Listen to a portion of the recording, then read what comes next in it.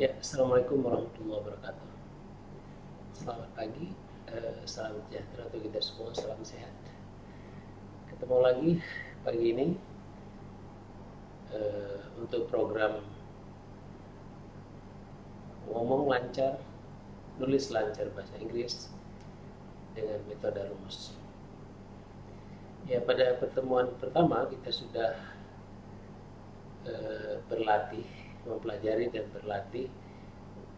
Kita mulai dengan 5 bentuk kalimat yang kita tidak perlu hafal namanya.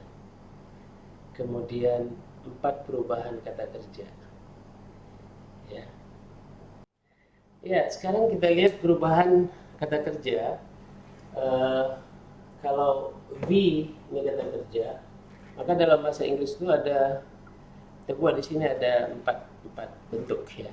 Bentuk pertama adalah bentuk infinitive ya. Misalnya kita ambil sebuah kata kerja di sini. Oke, saya sudah siapkan. Ya, to take ya. Ini saya tuliskan. Saya ambil di sini take ya. Yang kedua ing ya, plus ing. Jadi taking. Yang ketiga bentuk lampau, took. Dan yang keempat taken. Artinya apa? Ambil ya, ambil. Bisa juga bawa. Nah, to take ya, to take, taking, took, taken. Nah, subjeknya kita seperti pada pelajaran pertama ini kita bisa pilih apakah orang pertama tunggal ya, jamak I or we, orang kedua you ya. Bahasa Inggris tidak seperti bahasa Arab, you satu orang, you rame-rame juga you. Kemudian orang ketiga he, she, or menggantikan benda itu it ya. Jadi ini menentukan ini semua kita sudah pelajari minggu lalu. Ini hanya untuk mengulang ya. Di sini rumusnya ini harus V1, di sini V2, di sini kembali V1, ini V3, di sini V4. Selesai? Belum ya. Karena waktu itu kalau ini subjek maka verbnya tergantung subjek. Jadi kalau di sini he, maka take-nya menjadi take. Jadi ada tambah s or es because this is the third person ya, orang ketiga. Kemudian kalau di sini he, di sini ada to be, is, am, are, maka kita pakai is. Di sini jelas taking, objeknya nanti kita lihat apa. Nah, kalau di sini he ya akan dilakukan shall or will. Jadi kita pilih will ya. Ini kembali V1. V1 tanpa s ya. Infinitive. Kenapa? Karena ini auxiliary verb yang setelah ada kata kerja pembantu seperti shall, will, must, have, something like that, maka di sini harus infinitive. Kemudian yang 4 dan 1 ini bentuknya sama. Apa yang beda? Yang beda adalah ini menggunakan kata kerja bentuk 1, ini menggunakan kata kerja bentuk 3. Jadi kalau take ini adalah to Jadi kalau ini he took, ya. Nah, kalau ini he, maka di sini ada have, has. Ini kata kerjanya bentuk keempat, taken. Maka di sini kalau he, she, it kita pakai has, ya. Ini sudah barangkali sudah dipelajari ya sejak SD, SMP, SMA itu aja dipelajari. Nah sekarang tinggal kita memilih objeknya apa, ya. Objeknya apa. Kemudian ini yang paling penting. Ya. Apa keterangan waktunya? Ini yang membantu kita untuk tidak perlu menghafal nama daripada tenses yang kita pelajari. Ya.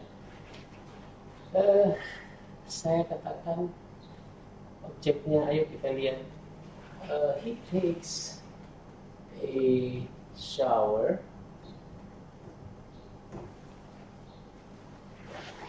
What is the meaning? He takes a shower. Dia mandi. Mandi dengan menggunakan shower. Barangkali ini kita bisa bedakan sedikit. Mandi orang Eropa, orang Amerika. Pokoknya yang negara bermusim 4 musim, karena di sana kering ya. Jadi biasanya itu kalau dia mandi berat, take a bath, seperti kita yang mandi, itu artinya dia masuk ke ofuro atau masuk ke bathtub. Makanya dia bilang take a bath, ya. Kalau di Eropa mungkin have a bath gitu ya, bahasa Inggris British. Tapi biasanya setelah dia take a bath, untuk membersihkan badannya, dia again they take a shower. Mereka akan mengucurkan air dari shower seperti yang di hotel-hotel itu. Ya tentu pemakaian air lebih banyak, tapi mereka hanya mandi sekali. Di pagi hari bangun, dia cuci muka aja, ya sikat gigi. Orang Indonesia kita di dua musim ini ya, kita mandi kadang sampai 2-3 kali sehari ya. Paling tidak 2 kali, pagi dan sore. Tetapi di kita lebih nyaman kalau shower ya. Makanya untuk Indonesia barangkali lebih baik he take a shower every morning ya. Jadi setiap pagi dia mandi. Bagaimana kalau setiap pagi sekarang dia lagi mandi? Ya, kita lihat dia lagi mandi, maka kita katakan he is taking a shower now. Ya, kita dengar suaranya di kamar mandi. He is taking a shower now. Ya, I know that. Orang tanya, where is your husband? He's taking a shower now. He's in the bathroom. Gitu ya. Oke. Nomor 3. He will take a shower again tomorrow morning. Bisa kita pastikan.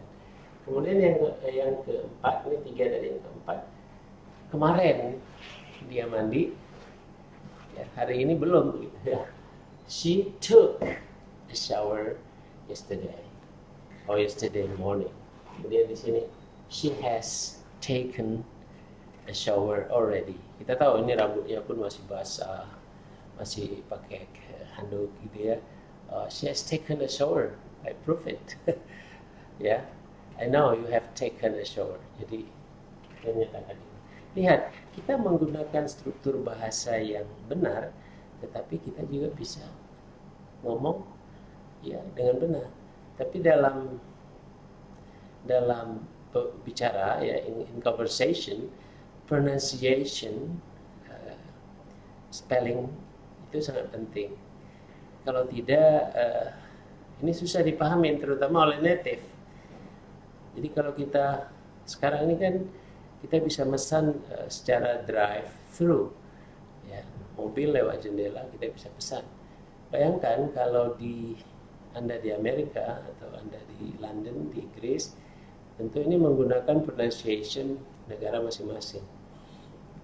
Australia dia bilang today, today. Jadi kalau Anda bilang today apa gitu ya, dia nggak paham. Di Amerika juga gitu.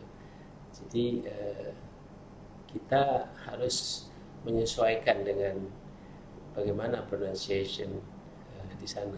Tapi yang pasti intonasi atau stressing di silabel mana di sebuah kata itu ditekan itu sama. Itu kita bisa tahu dari mana. Kita harus sering-sering lihat kamus atau cek di Google ya, how to pronounce, say, ini saya kasih contoh misalnya, how do you pronounce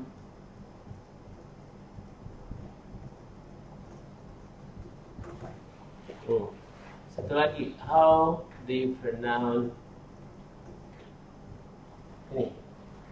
Coba kita contoh. Orang Indonesia selalu mengatakan karena terbiasa temperatur, ya, temperatur dia bilang. Ya. Orang Amerika nggak. Jadi tekanannya ada di sini, temperature, ya, temperature. Terus karena dari belajar dari sini, oh kalau gitu tekanannya di depan ya. Orang Jepang itu mengatakan pisang, banana, ya, banana. Jadi tekanannya di sini. Salah, dalam bahasa Inggris salah. Kita katakan kalau kita bilang banana atau banana atau banana, mana yang benar? Ya, tentu yang kedua, pada kita stresnya pada silabel yang ini, yang kedua ini. Jadi banana, ya, temperature. Gitu. Jadi untuk conversation kita harus rajin melihat kamus atau cek di HP kita, Google langsung how to pronounce this word. Ya. Karena kalau tidak, itu akan menjadi kebiasaan untuk mengucapkan itu. Nah, ketika kita bicara dengan native, mereka tidak paham. Ya. Mereka bilang sorry, can't hear you. Ya gitu ya. Jadi lama-lama kan bosan juga gitu digituin ya. Ini ada teman yang kalau udah pesan apa-apa lewat drive-thru, udah kamu aja, anaknya yang disuruh. Oke. Oke teman-teman, sekarang kita masuk materi baru. Ya, tadi mengulang. Materi barunya bagaimana struktur 5 kalimat yang kita sudah pelajari itu adalah kata kerjanya aktif. Sekarang strukturnya pasif. Juga langsung 5 kalimat. Jadi terbayang ya, yang satu itu kebiasaan hari-hari, yang kedua sedang kita lakukan, yang ketiga akan kita lakukan, yang keempat sudah kita lakukan pada waktu tertentu ya sebelumnya, kemudian yang kelima sudah kita lakukan dalam kurun waktu tertentu maupun sejak waktu tertentu ya, dan itu kita bisa buktikan memang kita sudah lakukan, begitu ceritanya. Jadi kita tidak perlu hafal simple present continuous segala macam, nggak usah pusing ya, walaupun itu penting tapi itu nanti akan tahu. Baik, sekarang untuk dalam bentuk pasif kita coba ulang di sini. Tadi mau pakai apa? Eat, objeknya banana ya. Kita mau pakai subjek apa nih? Oke, kita pakai subjek she ya. She itu apa? Kita ganti ya subjeknya. She, dia ya.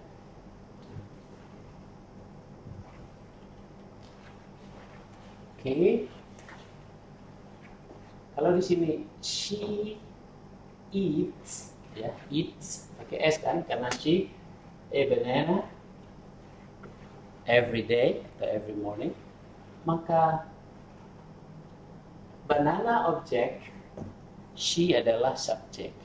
Dalam passive voice, objek ini menjadi subjek, subjek ini nanti masuk ke sini, dan itu tidak Ya, nggak perlu disebutkan, nggak penting kalau di dalam passive voice, ya, by.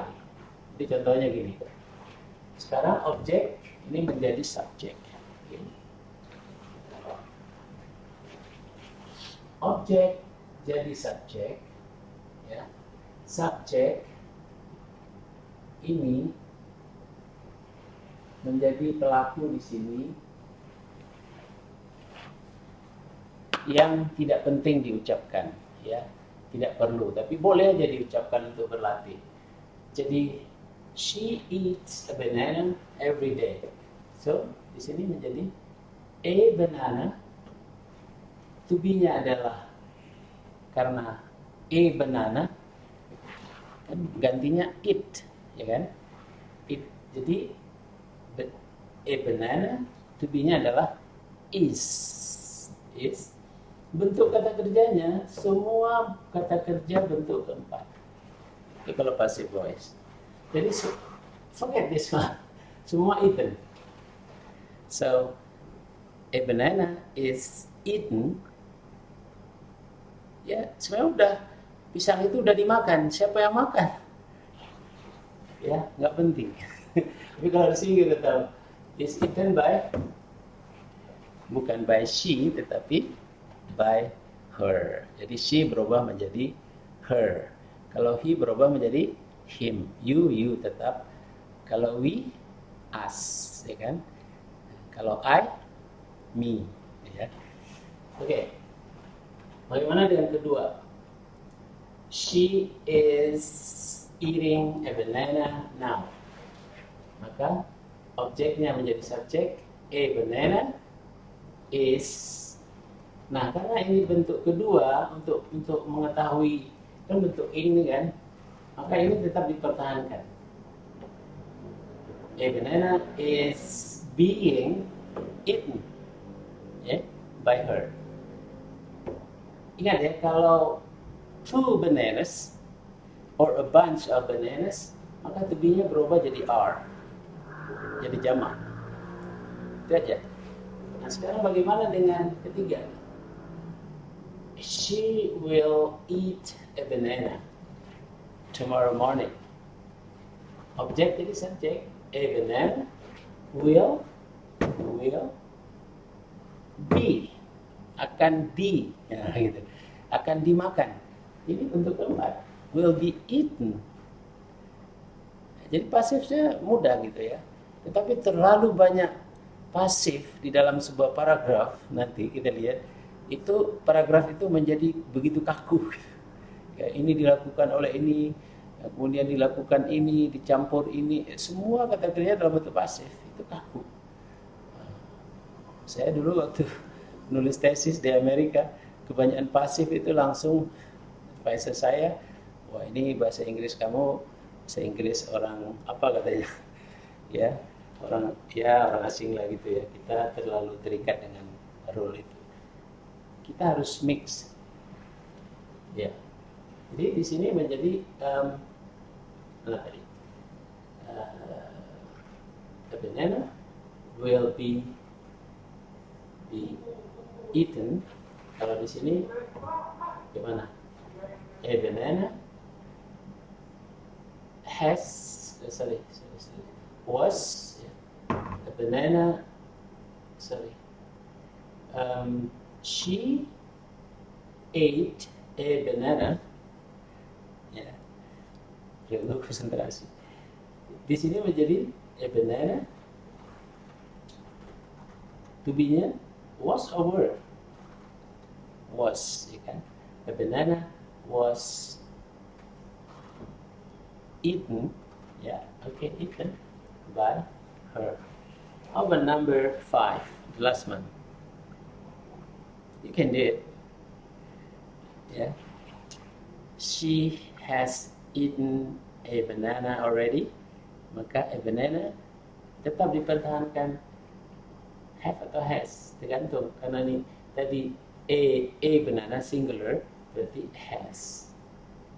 So banana has. Apa yang kurang di sini? Sengaja saya buat kurang. Yaitu kalau di sini ada be, ada being, maka di sini plus been, ya. Ya. Nah, itu untuk diingat. Ada 3 tempat yang kita harus langsung letakkan being, be, been. Kalau di sini sudah ada, ya. Ini juga langsung to be yang sesuai dengan subjek. Ya, kita ulang, ayo. The banana has been eaten by her already. Pisang itu, ya, atau sebuah pisang sudah dimakan olehnya. Kapan? Ya sudah dimakan gitu. Itu buktinya ada kulitnya. Nah, itu yang harus dilatih. Ambil kata kerja, ambil objek, ambil subjek, lalu latih 1, 2, 3, 4, 5 di aktif, 1, 2, 3, 4, 5 di pasif. Lalu buat pertanyaan. Jawab. Jawaban pendek, jawaban sedang, jawaban panjang. Jadi dengan berlatih, dengan rajin, dengan tekun menggunakan kata kerja, kata benda, itu tidak perlu menghafal kata benda yang begitu banyak, ya. Dan kita juga tidak perlu menghafal kata kerja yang begitu banyak. Tetapi begitu kita pilih kata kerja dan kata benda yang kita inginkan, lalu kita ulang-ulang menggunakan kalimat. Jadi bayangkan, kalimat positifnya ada 5, kalimat pertanyaannya ada 5, 10, kalimat negatifnya ada 5, 15. Ya, 15 kali. Kalau kita menghafal sesuatu, nggak perlu 15 kali kan. Jadi pada 5 kali aja udah tahu, udah hafal. Nah, ini untungnya metode ini. Ya. Setelah ini kita akan masuk ke menganalisa atau melihat sebuah paragraf. Karena bagian terkecil huruf, setelah itu kata, setelah itu kalimat, setelah itu paragraf. Baru setelah itu menjadi sebuah essay. Ya. Kalau salah di kata, akan salah di kalimat. Kalau salah di kalimat, akan salah di paragraf. Salah di paragraf, akan salah di essay. Jadi prinsipnya adalah benar sejak awal. Itu dalam menulis, dalam berbicara pun begitu. Tidak ada bedanya, cuman bahasa percakapan dengan bahasa tulisan tentu berbeda. Tapi dalam hal ini kita bisa menggunakan bahasa formal, bahasa tulisan, karena ini akan terpakai nanti kalau kita membuat presentasi. Ya, jadi nggak mungkin kita membuat presentasi dengan bahasa pasaran. Ya, aku kemari mau presentasi ini dulu, itu bahasa Medannya. Itu nggak cocok di dalam seminar kan, tetapi kita harus menggunakan bahasa yang formal. Ya, itu dulu untuk hari ini. Kalau cukup waktu, nanti kita akan berlatih melihat paragraf dan menganalisanya. Sekian, tetap sehat, tetap semangat.